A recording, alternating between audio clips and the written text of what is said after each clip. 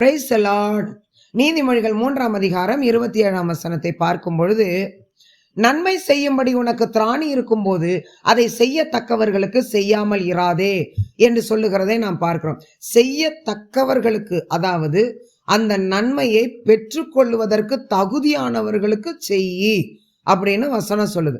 ஒரு நபர் நம்மிடத்துல உதவி கேட்டு வரும்போது உடனே என்ன யோசிக்கிறோம், நான் கொடுக்கிற இந்த 1000 ரூபாய அவர் மறுபடியும் எனக்கு கொடுப்பாரா, அவ மறுபடியும் எனக்கு கொடுப்பாளா, இல்லைன்னா வாங்கிட்டு அப்படியே ஏப்பம் போட்டுருவாளா, அது மறுபடியும் நமக்கு வராதே, நஷ்டமாயிருமே. இந்த சூழ்நிலையெல்லாம் பார்த்துதான் அவங்க நம்மளுக்கு கொடுக்கிற நபரா இருந்தாதான் உதவி செய்கிறோம். ஆனால் அது கர்த்தருக்கு அருவருப்பானது. ஆண்டவர் சொல்லுகிறார், நீ ஒரு நபருக்கு உதவி செய்யும் போது அதை அவங்க திரும்ப உனக்கு கொடுக்க முடியாதவர்களாய், மறுபடியும் உனக்கு செய்ய முடியாதவர்களாய் இருக்கிறவர்களுக்கு நீ செய்யி அப்படின்னு வசனம் சொல்லுது. பிரியமானவர்களே, ஆண்டவர் அப்படித்தான் கற்றுக் கொடுக்கிறார். அவர்கள் மறுபடியும் நமக்கு அதை செய்ய முடியாமற் போகும் பொழுது அது தேவனுடைய கணக்கிலே ஏறுகிறது. அவர் நமக்கு கடன்காரர் ஆகிறார்.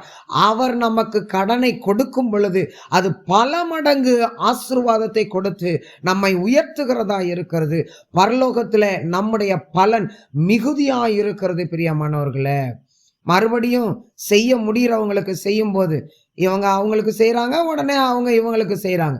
இவங்க 2 பேரும் மாத்தி மாத்தி செஞ்சுக்கிற பொழுது அங்க பலன் முடிஞ்சு போயிருச்சு.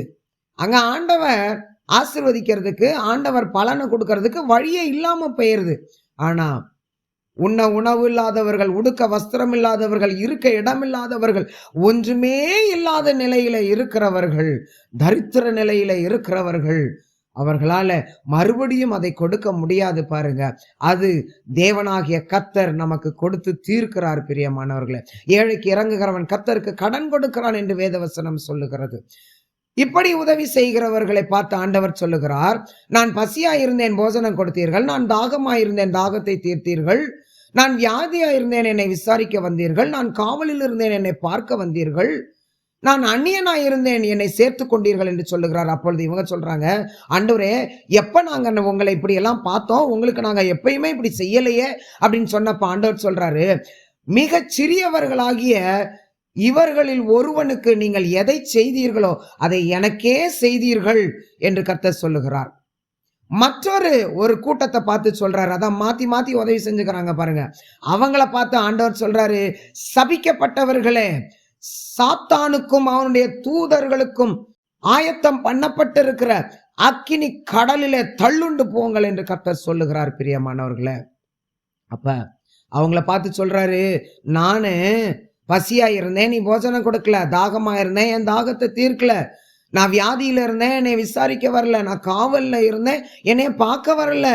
நான் அந்நியனா இருந்தேன், என்னை நீ சேர்த்து கொள்ளல. அப்ப அந்த கூட்டம் சொல்லுது, உங்களை எப்ப ஆண்டவரே இப்படியெல்லாம் நாங்க பார்த்தோம், நாங்க என்னைக்குமே அப்படி பார்த்து உங்களை ஒதுக்கி வைக்கலையேன்னு சொல்லும் போது அவங்களுக்கு ஆண்டவர் சொல்றாரு, இந்த சிறியவரில், மிக சிறியவர்களில் ஒருவனுக்கு எதை செய்யாதிருந்தீர்களோ அதை எனக்கே செய்யாதிருந்தீர்கள் என்று ஆண்டவர் சொல்லி வேதனைப்படுகிறதை நாம் பார்க்கிறோம். பிரியமானவர்களே, அந்நியரை உபசரிக்க மறவாதிருங்கள்.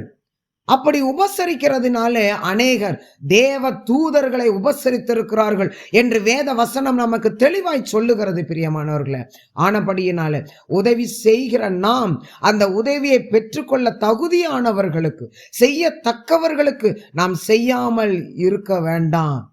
அவர்களுக்கு நாம் செய்து கர்த்தர் நமக்கு கொடுக்கிற ஆசீர்வாதத்தை நாம் பெற்றுக்கொள்வோம். பிரியமானவர்களே, அது நமக்கு மிகுந்த பிரயோஜனம் உள்ளதா இருக்கும். தேவன் தாமே நம் ஒவ்வொருவரையும் அளவில்லாமல் ஆசீர்வதிப்பார். ஆமேன்.